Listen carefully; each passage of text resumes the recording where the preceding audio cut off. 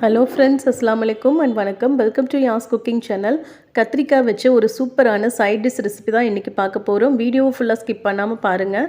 இந்த ரெசிபி செய்கிறதுக்காக கத்திரிக்காயை இப்படி நீல வாக்கில் கட் பண்ணி எடுத்திருக்கேன். பாருங்கள், இந்த மாதிரி நீல வாக்கில் கட் பண்ணி எடுத்துக்கோங்க. ரொம்ப சிம்பிளாக இந்த சைட் டிஷ் ரெசிபி செஞ்சு முடிச்சிடலாம். இந்த மாதிரி கட் பண்ணிவிட்டு இதில் 1 ஸ்பூன் அளவில் மிளகாய்த்தூள் சேர்த்திக்கிறேன். உங்கள் காரத்துக்கு ஏற்ப சேர்த்திக்கோங்க.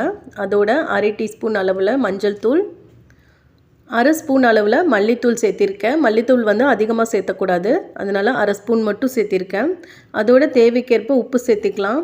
உங்களுக்கு எவ்வளோ உப்பு காரம் தேவையோ அந்த மாதிரி சேர்த்திக்கோங்க.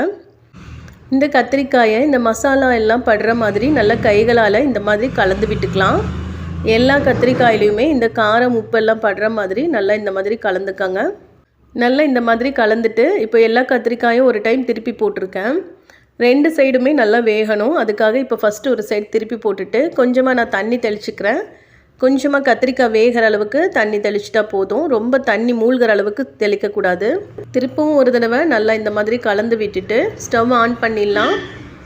ஸ்டவ் ஆன் பண்ணிவிட்டு மூடி போட்டுட்டு 5 நிமிஷம் வேக வச்சு எடுத்துடலாம். 5 நிமிஷம் வேக வச்சா போதும். தண்ணியெலாம் கொஞ்சம் இஞ்சிரும். அதுக்கப்புறமா நம்ம திருப்பியும் என்ன செய்யலான்னு பார்க்கலாம். 5 நிமிஷம் மட்டும் இந்த மாதிரி மூடி வச்சு ஓப்பன் பண்ணியிருக்கேன் பாருங்கள். இப்போ தண்ணியெலாம் நல்லா கொதிச்சிருக்கு. இப்போ திரும்பவும் கத்திரிக்காயெல்லாம் திருப்பி போட்டுடலாம். இந்த சைடு கொஞ்சமாக வெந்திருக்கு, அதே மாதிரி அந்த சைடும் வேகணும். ரொம்ப வெந்து குழையக்கூடாது, ஒரு அளவுக்கான கன்சிஸ்டன்சியில் வெந்தால் போதும். இப்போது ஏற்கனவே நம்ம ஒரு தடவை திருப்பி போட்டோம். இப்போ 2வது டைம் திருப்பி போட்டிருக்கேன். திருப்பி ஒரு மூடி வச்சுட்டு ஒரு 5 நிமிஷம் கழிஞ்சு ஓப்பன் பண்ணணும். அப்படின்னா இந்த மாதிரி தண்ணி ஃபுல்லாகவே இஞ்சிரும்.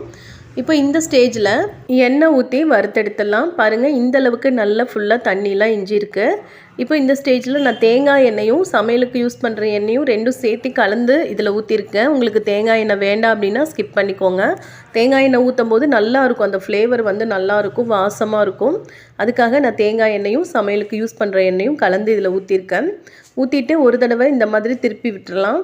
இது வேகும் போதே பார்த்தீங்க அப்படின்னா நல்ல ஸ்மெல்லாக இருக்கும். வீடு ஃபுல்லாக ஒரு நல்ல ஸ்மெல்லாக இருக்கும்.